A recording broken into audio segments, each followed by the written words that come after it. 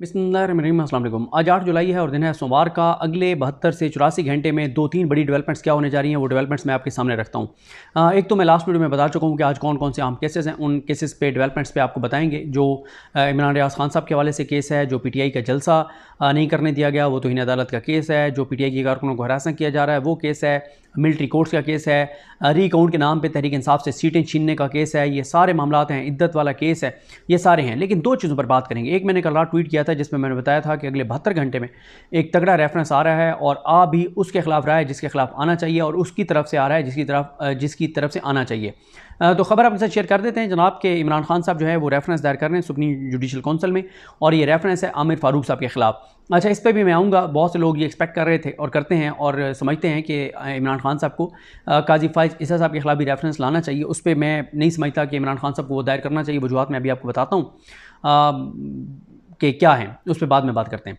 पहला तो यह है कि इमरान खान साहब जो आमिर फारूक साहब के खिलाफ रेफरेंस दायर कर रहे हैं, उस रेफरेंस में वो बहुत सीरियस रेफरेंस होगा, बहुत सीरियस रेफरेंस होगा, बहुत सीरियस रेफरेंस होगा, बहुत स्ट्रॉन्ग रेफरेंस होगा। उसकी रीज़न ये है कि टेरियान केस जिसके बारे में मैंने आपको बताया था कि फ़ैसला आया है, उस फैसले में आमिर फारूक साहब के मिसकंडक्ट के हवाले से एक तारीखी फ़ैसला दिया है इस्लामाबाद हाई कोर्ट के 3 जजेज़ ने।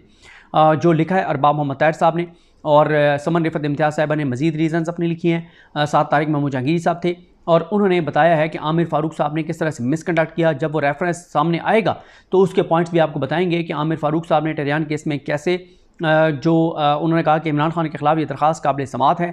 2 जजेज़ ने कहा कि नाकाबिल समात है। आमिर फारूक साहब ने बेंच तहलील कर दिया और कहा कि मैंने शाहीन सहबाई के ट्वीट सामने आने के बाद बेंच तहलील किया है, और फिर उस पर अभी जो 3 जजेज़ का फ़ैसला है वो तारीखी फ़ैसला है, और इस पे इमरान खान साहब की तरफ से रेफरेंस दायर हो रहा है कि आमिर फारूक साहब ने मिसकंडक्ट किया है। और मैंने आपको बताया कि वो बहुत ही स्ट्रॉन्ग रेफरेंस है और उसके ऊपर PTI बड़ी मुहिम चलाएगी। PTI जो है वो अब एक तज़ब्ज़ुब का शिकार है कि हामिद खान साहब तो कुछ करते नहीं हैं। अब ये प्लान किया जा रहा है कि कोई यंग जो इनके वकला हैं, जो एक्टिव वकला हैं, जो इमरान खान के साथ मुखलिस हैं, उनका कोई एक एक्शन कमेटी बनाई जाए और वो फिर मूवमेंट चलाएं पूरी, और आमिर फारूक साहब के खिलाफ इस रेफरेंस को टेकअप करवाएं।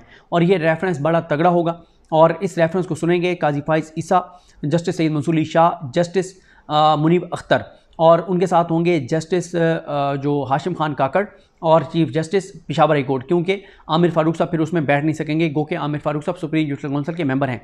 इसमें 6 जजेस के लेटर को भी इसमें लगाया जाएगा इस रेफरेंस में। और जो आमिर फारूक साहब ने 6 जजेस को मुलाकात में कहा था कि मैंने इंटेलिजेंस एजेंसीज़ के अहम उनकी शख्सियात से फ़ोन पे बात की है, आइंदा आपको तंग नहीं किया जाएगा। तो इस चीज़ को भी रेफरेंस का हिस्सा बनाया जा रहा है कि आमिर फारूक साहब कैसे इंटेलिजेंस एजेंसीज़ के अफसरान से डायरेक्ट रब्ता कर सकते हैं, और इस पर भी उनसे वजाहत जो है वो तलब की जानी चाहिए।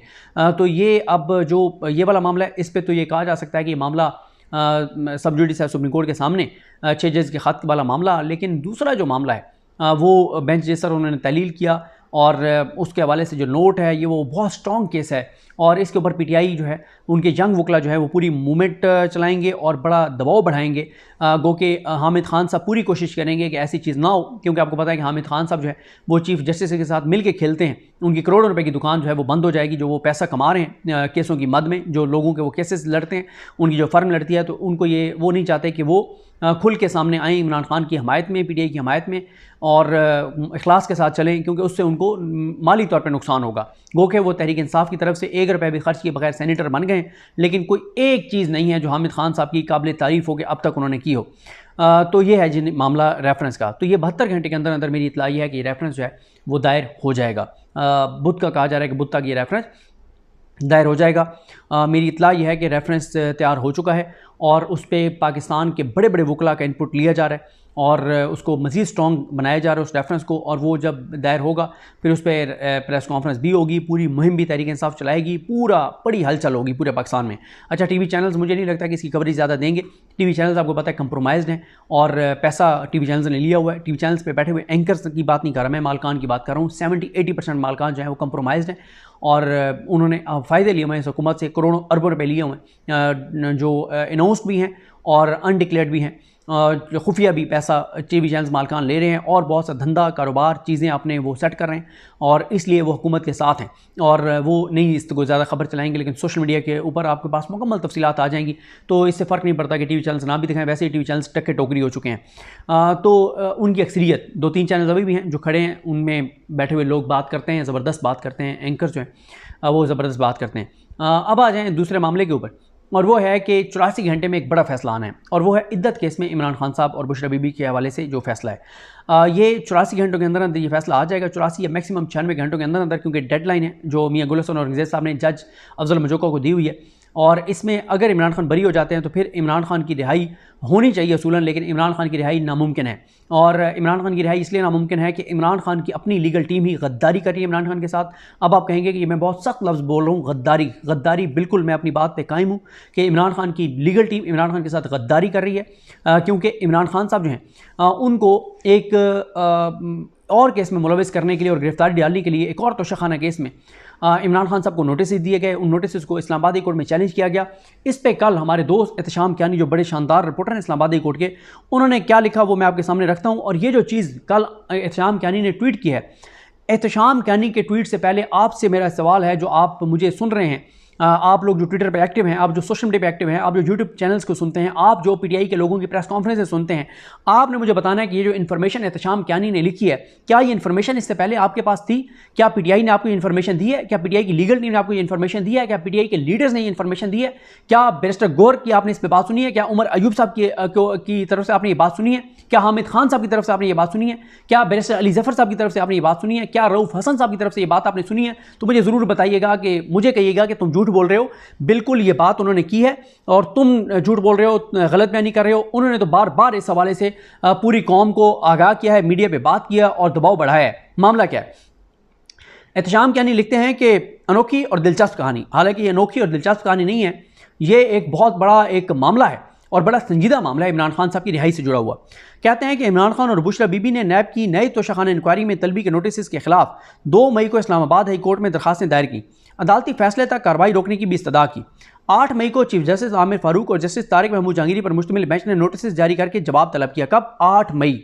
नोटिस जब जारी किए जाते हैं तो 1 हफ्ते के अंदर अंदर समाअत हो जाती है, यानी 15 मई तक इसके ऊपर फैसला हो जाना चाहिए था, क्योंकि इमरान खान और बुशरा बीबी ने कहा था कि जब तक आप इन नोटिस की कानूनी हैसियत पे फैसला नहीं कर देते, इन नोटिस को सस्पेंड कर दें, और ये सस्पेंड होने ही होने थे। ये दूसरी राय ही नहीं है कि इन्होंने सस्पेंड नहीं होना था। क्यों? अगर नोटिस सस्पेंड हो जाते तो फिर इमरान खान साहब की और बुशरा बीबी की उस केस में गिरफ्तारी नहीं हो सकती थी। उसके बाद क्या होता है? 8 मई को नोटिस किए आमिर फारूक साहब ने और तारिक महमूद जहांगीरी साहब ने, और उसके बाद 15 मई की समाअत कैंसल्ड बाय ऑर्डर हुई। फिर 4 जून को दोबारा केस मुकर्रर हुआ तो बेंच की अदम दस्तयाबी के बायस केस मुलतवी हो गया। 25 जून को फिर मुकर्रर हुआ तो नो स्कोप करार देकर कैंसिल कर दिया गया। 4 जुलाई जो जल्द समाअत की मुतफरिक दरखास्त मंजूर हुई, लेकिन अभी तक आइंदा समाअत की तारीख मुकर्रर नहीं हो सकी। अब आप मुझे बताएं कि 2 मई से मामला पेंडिंग है, 2 जून, 2 जुलाई, आज 8, तकरीबन ये हो गए हैं 64, 65, 66 दिन हो गए हैं। क्या तहरीक इंसाफ की लीगल टीम का ये काम नहीं बनता था कि इसके ऊपर पूरी एक प्रेस कॉन्फ्रेंस करके ये टाइमलाइन जो एक रिपोर्टर एहतशाम कियानी लिख रहा है, ये पूरी टाइमलाइन पूरी कौम के सामने रखते कि आमिर फारूक साहब कैसे एक मामले को लटका के बैठे हैं ताकि इमरान खान उधर से तोशाखाना इद्दत केस में बरी हों, इस केस में इमरान खान की गिरफ्तारी डाल दी जाए, और इस केस में मैं आपको बता दूं कि इमरान खान की 40 दिन तक जमानत नहीं हो सकेगी। क्यों? जमानत की दरखास्त दायर ही नहीं हो सकेगी, क्योंकि नून लीग की हुकूमत ने एक ऑर्डिनेंस जारी किया है जिसके मुताबिक जो जिस्मानी रिमांड की मुद्दत है वो 14 दिन से 40 दिन कर दी गई है। और मकसद क्या है कि 40 दिन इमरान खान जिस्मानी रिमांड पर रहेंगे, 40 दिन जमानत अप्लाई ही नहीं हो सकेगी। तो 40 दिन तो गए ना इमरान खान के। अब मुझे बताएं कि क्या इस पे तहरीक इंसाफ की जो लीगल टीम है उसको प्रेस कॉन्फ्रेंस नहीं करनी चाहिए थी? क्या उमर अयूब को, बैरिस्टर गौर को, रऊफ हसन साहब को सिर्फ इस एक केस पे प्रेस कॉन्फ्रेंस नहीं करनी चाहिए थी? क्या तहरीक इंसाफ के तमाम एमएनएस, तमाम सेनेटर्स, तमाम टिकट होल्डर्स को वहां अदालत में जाके बैठ नहीं जाना चाहिए था? क्या पीटीआई के वकला को, बड़े बड़े वकला को आमिर फारूक साहब के पास कमरा अदालत के अंदर जाके खड़ा नहीं हो जाना चाहिए था कि सर आप हमारा ये केस नहीं लगा रहे, और इसमें इमरान खान की गिरफ्तारी जब डाल दी जाएगी फिर आमिर फारूक साहब केस लगा के कहेंगे कि ये मामला तो गैर मौसर हो गया, अब तो गिरफ्तारी उन्होंने डाल दिया है। और यही काम आमिर फारूक साहब 5 केसेस में कर चुके हैं कि इमरान खान के केसेस उन्होंने पेंडिंग रखे, जब उधर से गिरफ्तारी डल गई फिर उन्होंने कहा अब तो गिरफ्तारी हो गई है तो ये मामला तो आपका इन्फेक्शियस हो गया। इंफ्रक्चुअस हो गया, गैर मौसर हो गया, वही चीज़ की जा रही है। पीटीआई ना इस पे उनके वकला एग्रेसिव कोई हिकमत अमली नजर आती है, ना उनकी सियासी टीम की कोई हिकमत अमली नजर आती है, ना वो अदालत में जाके कोई एहतजाज कर रहे हैं, ना अदालत में जाकर बैठ रहे हैं। मकसद क्या है? मकसद यह है कि इसको डाउन प्ले करो। इमरान खान अगर बरी होते हैं इद्दत में, इसमें इमरान खान की गिरफ्तारी डाल जाए और 40 दिन तक जमानत अप्लाई ही नहीं हो सकती कानून के मुताबिक। जब तक जिस्मानी रिमांड पर कोई हो, जमानत अप्लाई ही नहीं हो सकती। 40 दिन बाद जमानत अप्लाई होगी, 1 हफ्ते का नोटिस होगा, फिर दलाइल होंगे, फिर 3 हफ्ते गुजर जाएंगे, फिर वो दरखास्त नीचे से मुस्तरद होगी, फिर वो हाई कोर्ट आएगी, यहां से मुस्तरद होगी, फिर वो सुप्रीम कोर्ट जाएगी। 4 से 6 महीने लग जाएंगे इमरान खान को इस केस में सिर्फ जमानत लेने में, और 4 से 6 माह में ये इसका ट्रायल शुरू हो जाएगा। जब वो मामला सुप्रीम कोर्ट से जाके इमरान खान की जमानत होगी, इस दौरान नीचे से फैसला आ जाएगा कि कन्विक्शन एक और हो जाएगी, और फिर इमरान खान 3 महीने के नए चक्कर में पड़ जाएंगे। कम से कम 9-10 महीने का सिर्फ इस एक केस में जो है वो पूरा एक सर्कल है। मुझे बताएं, ये इन्फॉर्मेशन दोबारा पूछ रहा हूं आपसे, क्या ये आपको इन्फॉर्मेशन दी है कि 65-66 दिन हो गए और आमिर फारूक साहब हमारा केस नहीं लगा रहे? जो केस 1 हफ्ते में लगना चाहिए था, 66 दिन हो गए वो नहीं लगा। और पीटीआई की लीगल टीम ने कोई प्रेस ब्रीफिंग नहीं है, कोई ट्वीट्स नहीं है, कोई इंफॉर्मेशन नहीं है, कोई प्रेस रिलीज नहीं है, कोई अदालत के अंदर जाके और आवाज उठाना नहीं है। तो फिर इसको गद्दारी ना कहें तो क्या कहें? मसला यह है कि तहरीक इंसाफ की सियासी टीम और लीगल टीम वो या तो इतने उलझे हुए हैं और चीज़ों में कि इमरान खान की रिहाई जैसा मामला उनके लिए गैर अहम है। वो इमरान खान जिसको 70% पाकिस्तान के लोगों ने वोट जो हुआ है, 70% सीटें पीटीआई के पास, 2 अक्सरियत पीटीआई के पास आई है, वो इमरान खान जो इतना खुश नसीब है कि पाकिस्तान की कौम उससे इतनी मोहब्बत करती है, उसकी बदनसीबी देखिए कि उसको जो बाहर लीडरशिप मिली है वो कमज़ोर है या करप्ट है या नाअहल है या पता नहीं क्या है, या इतने मसरूफ़ हैं कुछ और चीज़ों में कि उसकी रिहाई के मामले पे कुछ नहीं कर रहे। इसके अलावा देखें, अभी तक पीटीआई को 5 हाई कोर्ट्स में दरखास्तें इमरान खान की तरफ से दायर करनी चाहिए थी कि इमरान खान के केसेस की हमें तफसीलात दें कि इमरान खान के ऊपर कितने केसेस हैं। उसकी रीज़न ये है कि अगर इमरान खान की तरफ से 5 हाई कोर्ट्स में दरखास्तें आ जाती हैं और हुकूमत केसेस की तादाद बता देती है, तो फिर नए केस में मुलविस करना आसान नहीं होता। फिर होता यह है कि जब एक बार केसों की तफसील आ जाती है तो आप उसको पढ़ लेते हैं कि अच्छा इतने केसेस हैं पंजाब में, इतनों में इमरान खान की जमानतें हैं, इतनों में नहीं है, इसमें हमने ये करना है, इसमें हमने ये करना है। कोई ऐसी इमरान खान की दरखास्तें दायर नहीं की। हालांकि आप थोड़ा सा याद करें, जिस भी पीटीआई अभी शाह महमूद कुरैशी साहब जो है वो बरी हुए साइफर में, तो उनकी बेटी ने इस्लामाबाद हाई कोर्ट में दरखास्त दायर की कि शाह महमूद कुरैशी के तमाम सूबों में पूरे पाकिस्तान में केसेस की तफसीलात दें, तो आ गई। अब शाह महमूद कुरैशी को नए केस में मुलविस करना इतना आसान नहीं है क्योंकि केसों की तफसीलात सामने आ गई। इमरान खान के लिए दरखास्त क्यों नहीं दी जा रही? क्यों नहीं इमरान खान के कुल केसेस की तफसीलात जो है वो तलब की जा रही? क्यों नहीं इमरान खान के ये जो ट्वीट वाला मामला है 1971 वाला, इसमें बाकियों ने तो नोटिस चैलेंज कर दिए हैं, इमरान खान की तरफ से दरखास्त दायर क्यों नहीं हुई कि इमरान खान को उसमें गिरफ्तार कर सकते हैं, जो जिसमें एफआईए ने नोटिस किए थे उमर अयूब साहब और इन सबको? क्यों नहीं वो जो पंजाब वाला मामला है वो उसके ऊपर पता नहीं वो आज सोमवार को वो लगना था, लगा नहीं लगा, जिसमें पंजाब हुकूमत ने इमरान खान के ख़िलाफ़ एक केस बनाने की, एक वो जो रईस रिपोर्टर के दरख्वास्त पे जो गद्दारी का मुकदमा दर्ज करने के जो मंजूरी दी है, क्यों नहीं अभी तक केपी के हुकूमत ने इसके काउंटर में नवाज शरीफ के ख़िलाफ़ एफआईआर दर्ज करने की, मुकदमा दर्ज करने की, बगावत का उसकी मंजूरी दी? तो ये वो सवालात हैं जिसके मुझे जवाब चाहिए। आप मुझसे पूछें, मैं लफ्ज़ इमरान खान से बेवफाई भी इस्तेमाल कर सकता था कि इमरान खान की लीगल टीम इमरान खान से बेवफाई कर रही है, लेकिन मैं नहीं कर रहा। मैं इसको कह रहा हूँ इमरान खान से गद्दारी। क्यों? ये वो चीज़ नहीं है जिसके ऊपर आप इतने ठंडे बैठे रहें और इमरान खान की एक और केस में गिरफ्तारी डाल जाए और 9 महीने 10 महीने भुगतना पड़ेगा इमरान खान को, वो 1 साल इमरान खान को वो चीज़ भुगतनी पड़ेगी सिर्फ इस चीज़ के ऊपर, इनकी नेग्लिजेंस, इनकी खामोशी। भाई आमिर फारूक साहब को कौन इनमें से है जो चाहता है कि आमिर फारूक साहब के खिलाफ बात ना हो? कौन चाहता है कि इमरान खान लंबा अरसा जेल में रहे? ये वो सवालात हैं जिस सवालात के जवाब दें। ये बड़ा सोशल मीडिया पे कहना आसान है कि सदीक जान जी वो पीटीआई की लीगल टीम के खिलाफ लगा रहता है, सदीक जान जो है वो पीटीआई की लीडरशिप को टारगेट करता है। मैं तो उनके ऊपर जो सवालात उठा रहा हूँ मुझे इनके जवाब दे दें। मैंने तो ये जो सवाल किए हैं मुझे इनके जवाब दे दें कि इसके ऊपर या तो आप कहें ना कि यार मैं बिल्कुल गलत कह रहा हूँ, ऐसी कोई बात ही नहीं है कि 64, 65, 66 दिन से कोई हमारा केस पेंडिंग नहीं है, सदीक जान झूठ बोल रहा है और आमिर फारूक साहब के जो है वो हमारे साथ बिल्कुल बेहतरीन हमारे साथ इंसाफ करें और सदीक जान गलत कह रहे हैं, तो आप कह दें। लेकिन ये चीज़ें, इमरान खान की रिहाई उस वक्त होगी जिस दिन इमरान खान की बाहर मौजूद लीडरशिप दिलो जान से उसके साथ मुखलिस हो जाएगी और लीगल टीम दिलो जान से मुखलिस हो जाएगी। बार बार कह रहा हूँ, अगर लीगल टीम पर दबाव ज़्यादा है, 10 प्रोफेशनल वकील इंगेज कर लें, 10 प्रोफेशनल वकील इंगेज करके उनको आगे आप ले आएँ, उनके एक एक केस उनके हवाले कर दें। पैसों का आपको मसला नहीं है, अरबों रुपए ओवरसीज़ पाकिस्तानी आपको देते हैं। कहाँ जा रहे करोड़ों रुपए जो ओवरसीज़ पाकिस्तानी आपको फंड देते हैं पीटीआई वालों को? कहाँ जाता है? क्या कर रहे हैं आप? मतलब आपके नज़दीक इमरान खान की रिहाई का मामला इतना आपके नज़दीक गैर अहम है कि आप उसके ऊपर कोई बात ही नहीं कर रहे कि 65-66 दिन से आमिर फारूक साहब एक फैसला नहीं कर रहे और उसी में इमरान खान की गिरफ्तारी डाली जानी है और 40 दिन तक उसमें इमरान खान की बेल नहीं होगी और उसके बाद फिर लंबा खाता चल जाएगा। तो ये जनाब सूरत हाल है।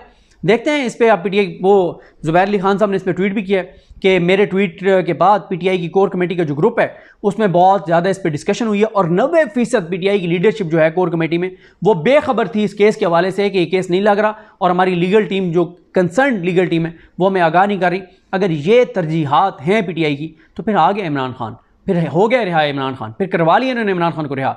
ये तो नून लीग की इतनी बड़ी खुशकिस्मती है और इस निज़ाम की इतनी बड़ी खुशकिस्मती है कि इमरान खान की बाहर मौजूद लीडरशिप इतनी या तो करप्ट है, करप्ट से मुराद है कंप्रोमाइज्ड, या इतनी कमज़ोर है, या इतनी नाअहल और निकम्मी और मतलब उनके अंदर इतना अकल नहीं है और शऊर नहीं है कि चीज़ों को कैसे लेके चलना है। तो फिर इमरान खान की रिहाई मुझे इतनी जल्दी नज़र नहीं आती। बहरहाल देखते हैं। और हाँ, एक और फैसला ज़ाहिर है वो अगले 48 से 72 घंटों में आ जाएगा और वो है मखसूस नशिस्तों का, कि मखसूस नशिस्तें पीटीआई को मिलती हैं नहीं मिलती और नून लीग को और पीपल्स पार्टी को मिलती हैं नहीं मिलती, क्योंकि उनसे जुड़ी हुई है काजी फाइज इसा साहब की एक्सटेंशन। और आज जो रिकाउंट वाला केस है वो भी बहुत अहम है, जो अब से कुछ देर बाद, जब आप ये वीडियो देख रहे हैं, अब से कुछ देर बाद वो केस है और उस केस में जो भी होगा रिकाउंट वाले में वो भी आपको आगाह करेंगे कि उसमें क्या होता है। अब उसमें अकील अब्बासी साहब भी बैठे हैं, देखें किस तरफ चीज़ें जाती हैं। मुझे अपनी दुआ में याद रखें। अलग नहीं हम सबका हमें नासरो। अल्लाह हाफ़िज़।